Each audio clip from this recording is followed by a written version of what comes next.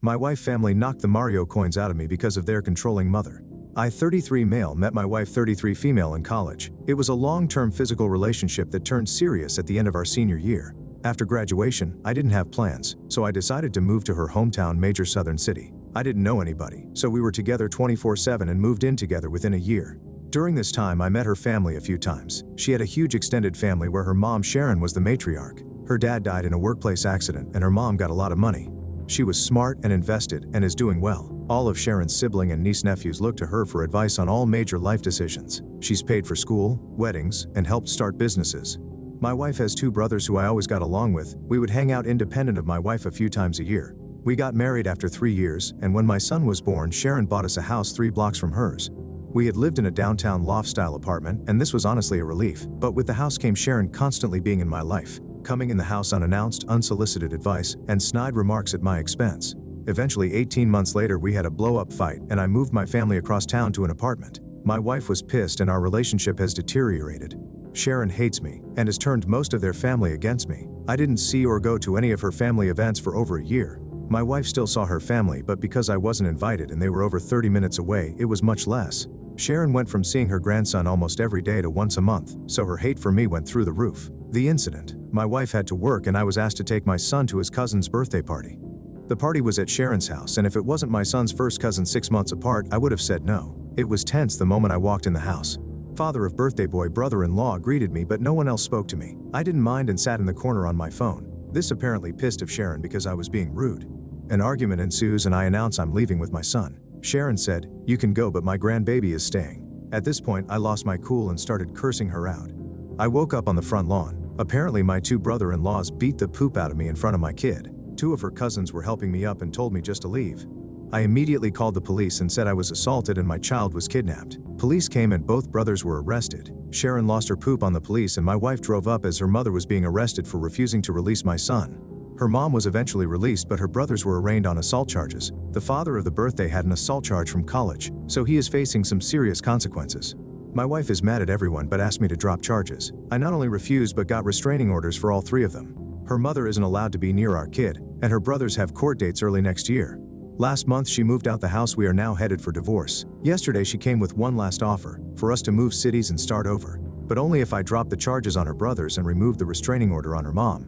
I told her I would think about it, but I think I would rather get divorced. I honestly want to keep my family, but I don't believe she'll ever abandon her family for me. If I drop charges now, I doubt I can bring them back later. Edit. This blew up overnight. My wife's cousin DM'd me because she found it. She was there that day and told me to add some more context because her family is getting railed in the comments. She's right, so here are a few more things. I don't think anyone is evil in this situation. Everyone loves Sharon and her advice except me. She's not a mean person, but we are polar opposites in many ways. My wife is the baby and only girl, so I'm sure that has a lot to do with our conflict. Sharon losing her poop on the police was uncharacteristic, and even I was surprised. My wife is a great mom and partner, but her inability to be independent of her mom's influence is our issue. She is mad at her brothers and isn't talking to either.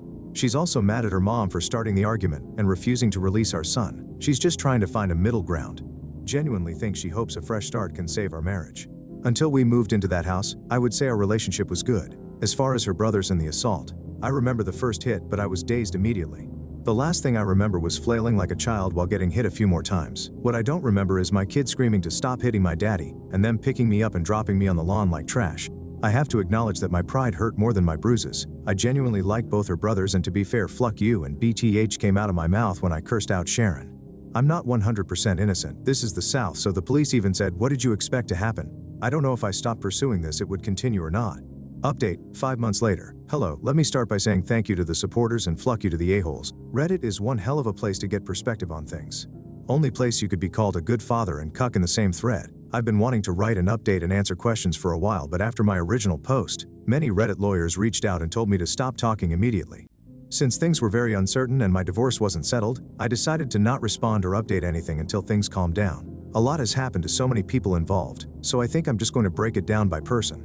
Me, I moved back to the West Coast, where I'm originally from. I decided to move forward with the divorce, so I moved home. Furthermore, I had nothing left for me in that city, as I only had a few friends, my son, and a lot of bad memories. My ex and son cried a lot the day I left, and that hurt my soul, but it was best for all parties involved. So I moved back home to be around my family and my support system. I got a good paying job and I'll be subletting a 2-bedroom apartment starting next month. My son spent the holidays with me staying with my parents and I plan to see him on Easter.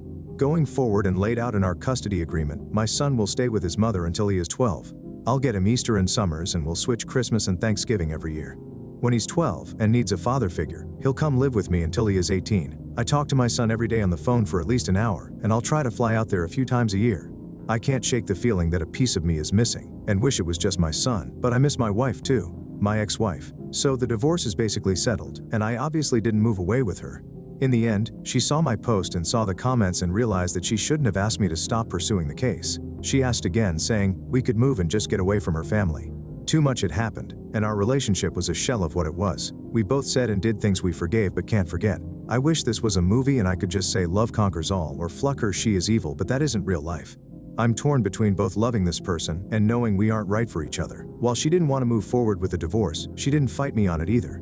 We were able to settle everything without lawyers and only use them for paperwork and fine details. We talk daily because of our son, and she says she is doing well, but last time I FaceTimed her I can tell she isn't eating. My sister said it's post-breakup hotness, whatever that means, but she looks more sick than hot. She hasn't spoken to her brothers since that day and blames them for a lot of what happened. She and Sharon's relationship is also very strained, and they barely talk as well. Ironically, she is hardly speaking to the family she was so desperately trying to keep together. I honestly wish she would talk to her family again because I worry about her a lot. People were very mean to my ex-wife, saying she was a terrible mother and wife. I think she lives for and would unalive for her family, and all her actions were to keep us together. She told me her two biggest regrets were moving into Sharon's house and moving out of our apartment. Those two actions caused most of our problems. She is a great mother to my child and I will always have her back. The brothers. I didn't expect much as far as punishment in this case. They both plead out to a simple assault, which only had minimal consequences. Both brothers spent a night in jail, got fines and anger management. The older brother had a prior incident that I mentioned in the earlier post. It was a bar fight in his early 20s and he hit a guy with a bottle and got an assault charge. Since that case was over 15 years ago, and he's married, pillar of the community, etc., he was given probation for a year and that was the end. Both brothers have partners in life and the oldest one is married. I've known his wife for many years and we've always been friendly. Because of the restraining order, both spouses reached out on behalf of the brothers to speak to me. I barely knew the younger brother's girlfriend, but since I knew the wife, I spoke to her. She said both brothers regretted their decision, and she asked me to lift the restraining order and not to pursue charges. We had a brief conversation, but I simply told her I don't forgive her husband and Bill, and I'm moving forward with both. As we ended the conversation, I told her not to call me again, and I haven't heard from either brother since. I don't know anything beyond what the ex tells me, and she isn't speaking to them. Sharon, so I did have it out with Sharon, and it went about as well as you can imagine. Here's a little backstory to our relationship. Let's start by saying my ex and her family are devout Christians who go to church weekly. I'm a lapsed Catholic who goes to church 3 times a year. I live a very moral and ethical life, but my belief system isn't centered on the church. Furthermore, I consider myself a moderate liberal, and their family is moderate conservatives. That is, I'm down the Second Amendment, and Sharon supported gay marriage. Ideologically, we were far apart but agreed on the important things in life. The real problems began when my son was going to be baptized.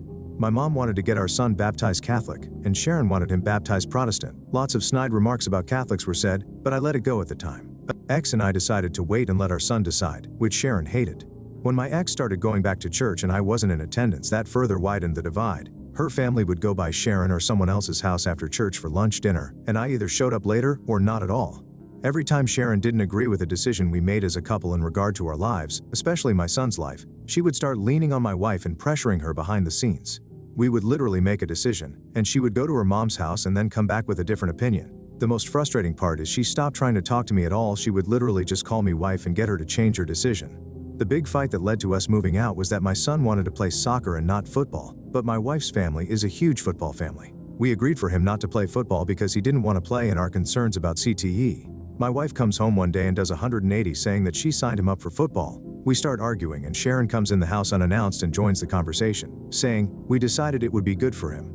I got pissed and told them Sharon is not my son's parent and my ex shouldn't be so weak when her mom is pressuring her to do something we decided not to do.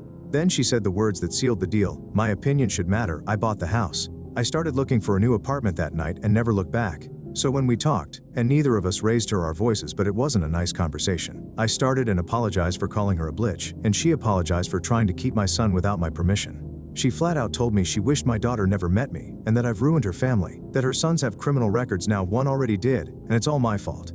She then started crying about not seeing my son and how she lost her only daughter. I told her she was manipulative and used her money to control the family. that she only didn't like me because she couldn't control my decision like her weak-willed family. I also told her she consistently overstepped her bounds in regard to my child and marriage, and she put her own selfish interest ahead of her daughter's happiness. After spending an hour calling each other a holes in different ways, we ended things in the same place. In the end, I told my ex her mom could see my son because Sharon loves him unconditionally and he loves her. Call me stupid, but I think family is a big part of your upbringing. My mom isn't around him enough and every child needs a good grandma. The ex said she has been to a few family situations that were hard to avoid: wedding, funeral, Thanksgiving, but she leaves when her brothers come and my son doesn't leave her side.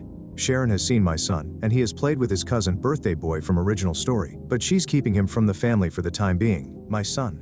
He's having a hard time with everything. It's not the fight, he thinks we were wrestling. He misses me a lot and cries on some of our phone calls. He's in therapy and all the sessions are about missing his dad and why we can't live together. It's been a few months and it's slowly getting better, but we ruined his childhood and I take my share of responsibility in that. The cousin, she is my wife's first cousin, but they are more like sisters. Sharon is her aunt by marriage, and she was the first to warn me about the family. She was also eviscerated by the comment sections for having me add to the story. She told me I was out of line for calling Sharon a bitch, but didn't feel I deserved to get beat up. Likewise, she also grabbed my son when the fight happened and took him away. She was the one who told my son we were wrestling, and she called my wife to come immediately. When Sharon was being handcuffed, the cousin came outside holding my son.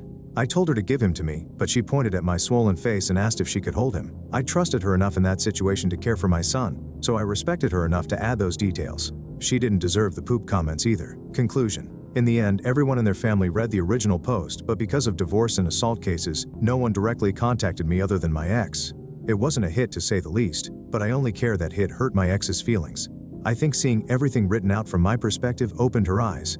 Obviously, some things were left out and broad strokes were made to explain complex situations. In the end, she said I didn't lie, but she thinks I painted her family in a horrible light. We thought about writing a joint update, but we aren't talking enough to make that happen. I told my ex about this post and asked if she wanted to read it before I posted, and she told me to write whatever I want. Nobody won here, we all lost. I'll try and respond to questions I think are relevant. Edit. I was trying to respond to people's comments, but the majority are saying the same thing. I'm in a hole who abandoned his son, and Sharon won. Trust me, I get it, but I don't agree. I've tried to be honest in all of this, and all I can say is that life isn't black and white. I made the decision I think is best for my family. I don't think I abandoned my son, and I trust my ex. We are doing our best in a shitty situation.